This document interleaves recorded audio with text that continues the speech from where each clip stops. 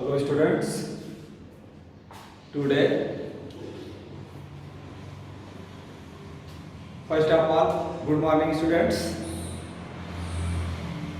In previous class we studied about digestion of humans, different part of in digestive system of humans: mouth, esophagus, liver, stomach, small intestine, large intestine, etc.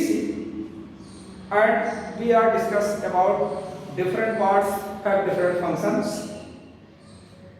You have learned about digestive system of human beings. Student, कल हम आपको human digestive system के बारे में बताए थे, white board पर उसका फिगर अच्छे से ड्रा किया था। और आप भी पढ़ने से पहले अच्छे से फिगर आप बना लेंगे तो आपके दिमाग में वो चीजें आ जाएंगी। जैसे हम लीवर कहते हैं तो लीवर का कलर क्या है, स्ट्रक्चर क्या है, ठीक। तो कभी आप भूलेंगे नहीं। यदि आप बिना फिगर के आप पढ़ते हैं तो वो चीज आपसे कुछ दिनों के बाद आपके ब्रेन से आउट हो जाएगी, ठीक है।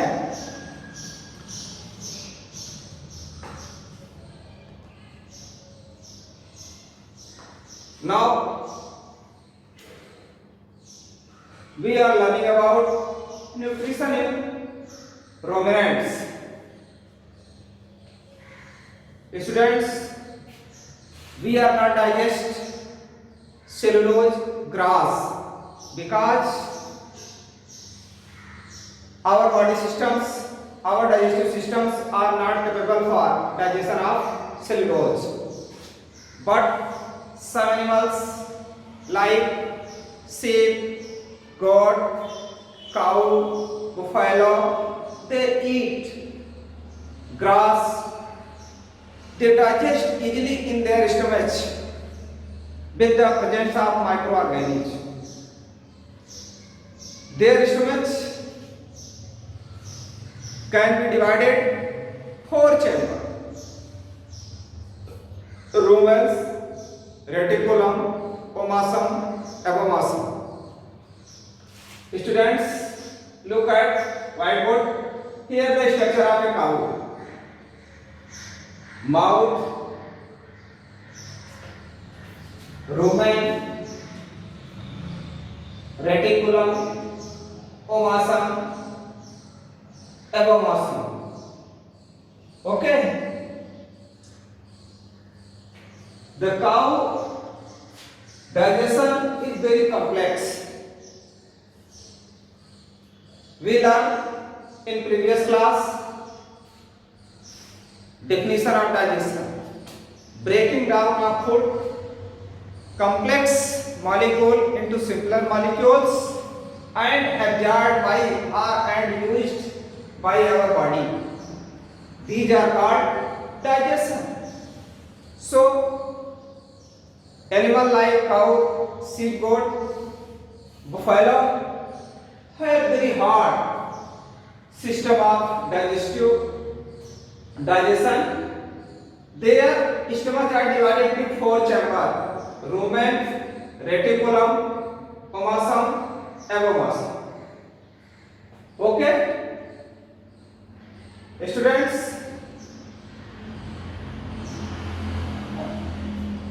First, rumen. The food is chewed and swallowed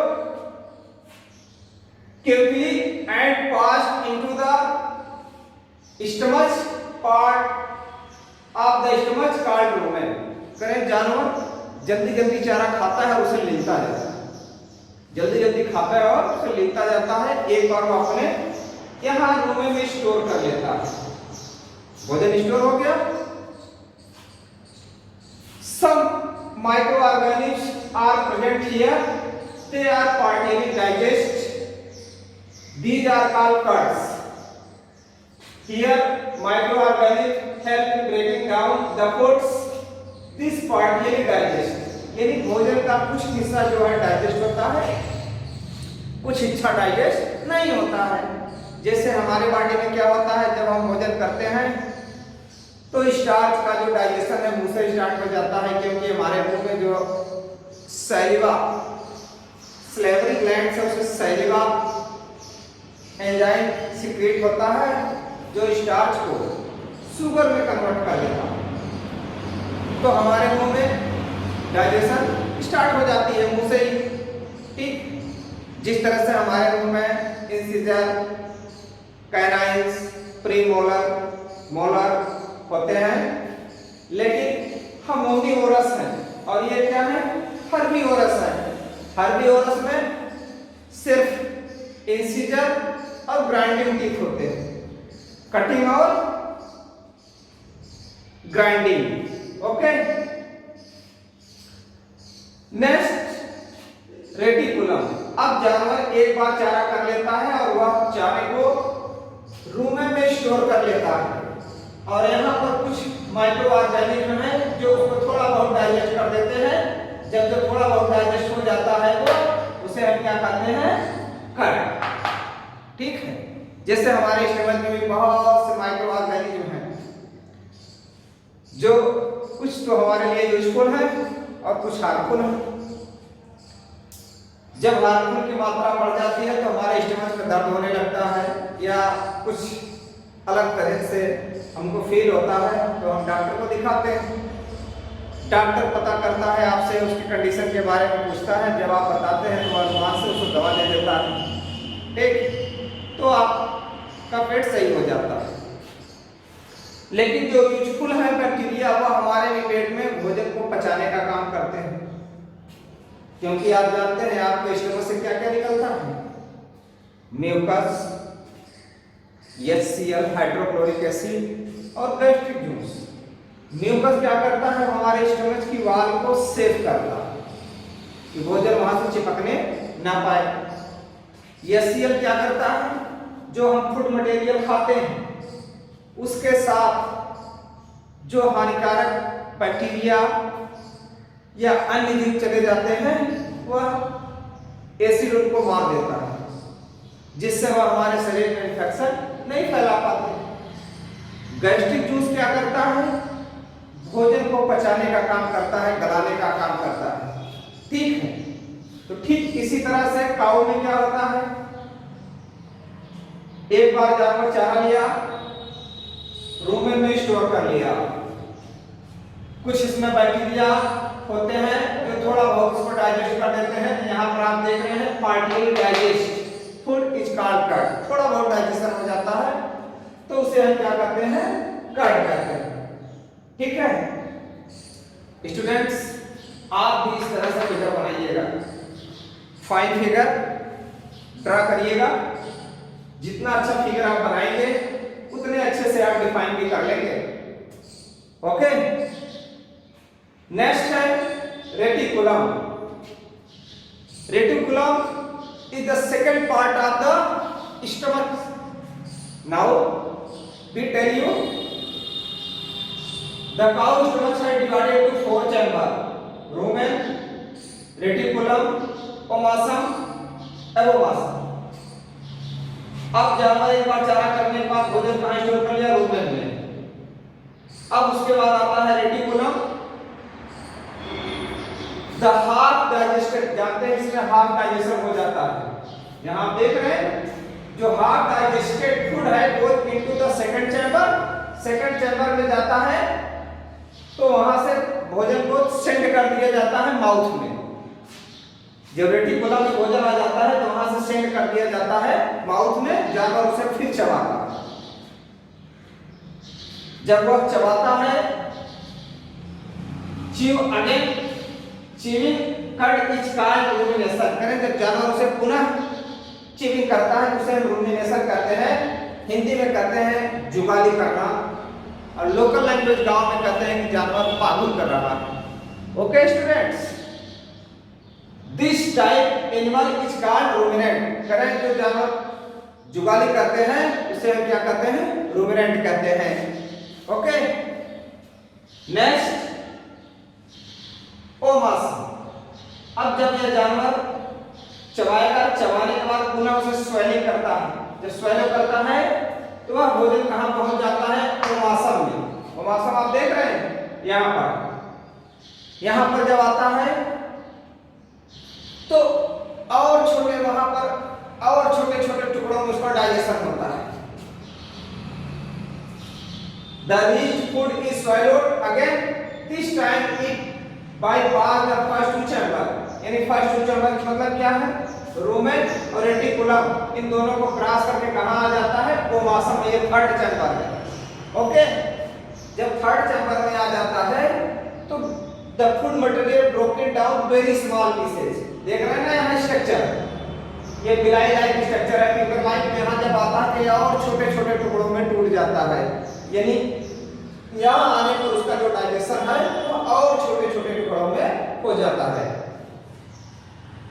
देखिए, जब और छोटे छोटे टुकड़ों में डाइजेशन हो जाता है उसके बाद यहाँ से फिर सेंड कर दिया जाता है एबोमासम में।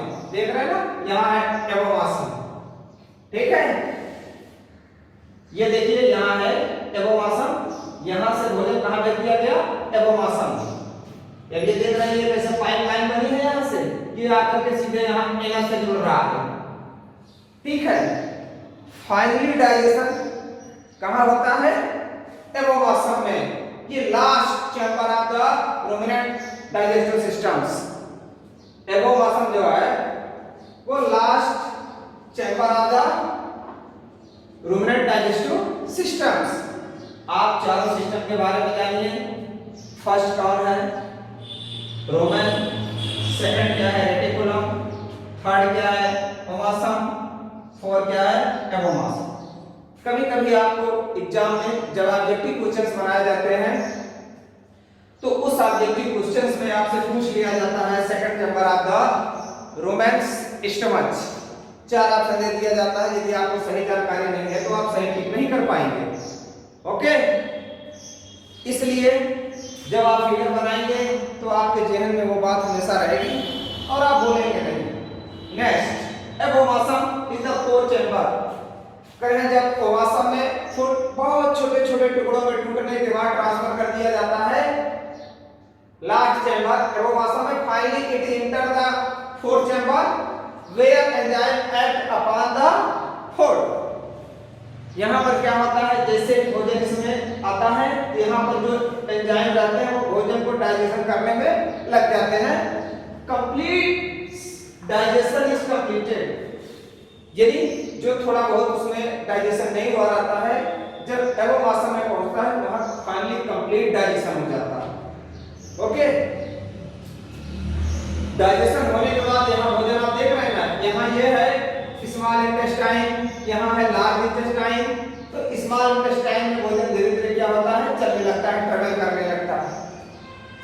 जब भोजन इसमें ट्रेवल करने लगता है तो आपको पता होगा कि स्मॉल इंटेस्टाइन में कार्बोहाइड्रेट फैट का पाचन होता है, ठीक। और लार्ज इंटेस्टाइन में जब भोजन आता है तो यहाँ पर वाटर और मिनरल्स को एब्जॉर्ब कर लिया जाता है।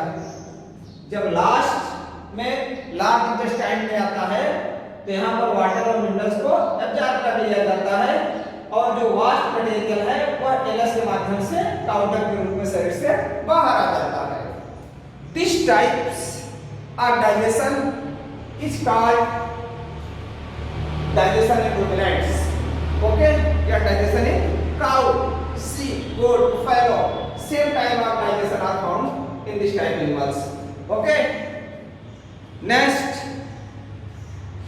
students, do you understand nutrition in ruminants? Okay, next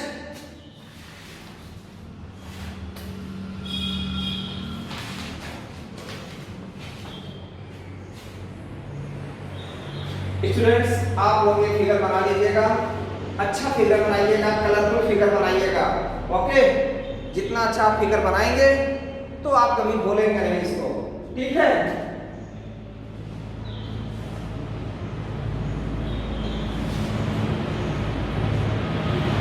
next है nutrition in amoeba.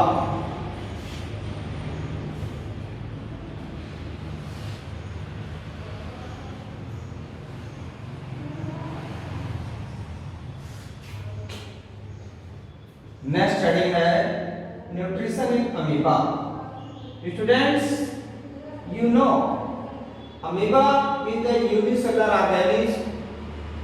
They are found in ponds, lakes, rivers, puddles, etc.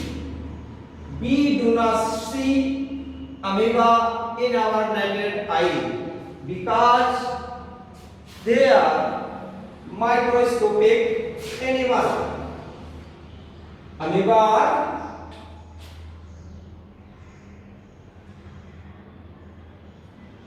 Amoeba. पहले तो आप जानिए कि अमीबा जो है, अमेबा ग्रीक वर्ड अमेबा से लिया गया, अमेबिस मीन्स होता है change.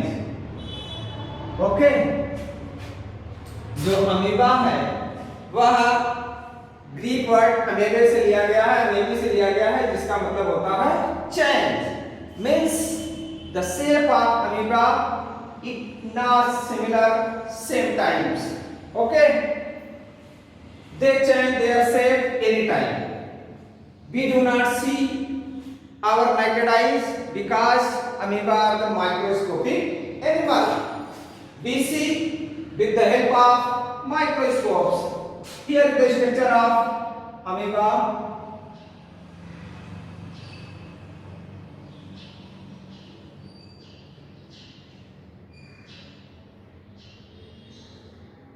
Vacuoles, nucleus, food vacuoles. Okay, yeah, structure of amoeba.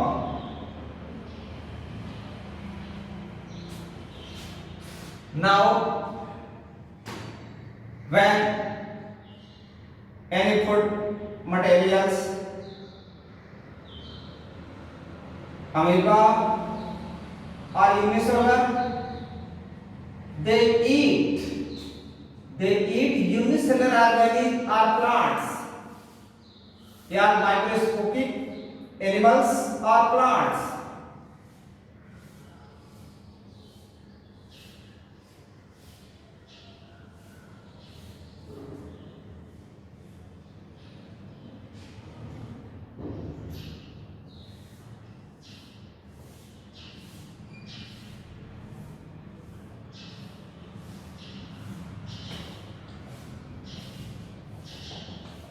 Structure आप देख रहे हैं, जैसे कोई फुल पार्टिकल्स देखेगा तो ये अपने स्यूडोपोडिया को आपको हम पहले इन प्रीवियस क्लास डिटेल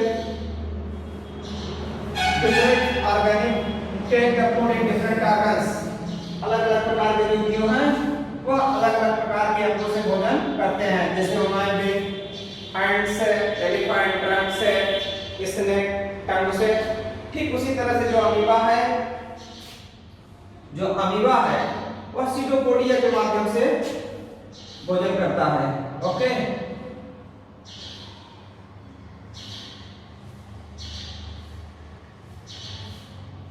अब इस तरह के जो फूड पार्टिकल्स हैं इसको ये अंदर ले लिया, ठीक है, ये अंदर हो गया फूड वैक्यूल्स में। जैसे ही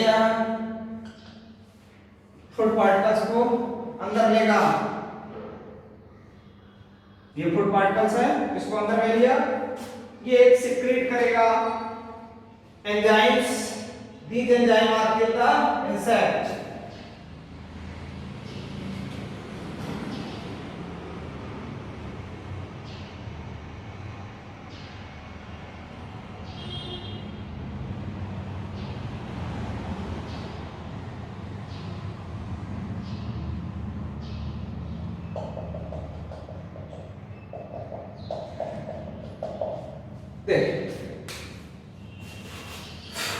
ये अमीबा है, इसका शेप फिक्स नहीं होता।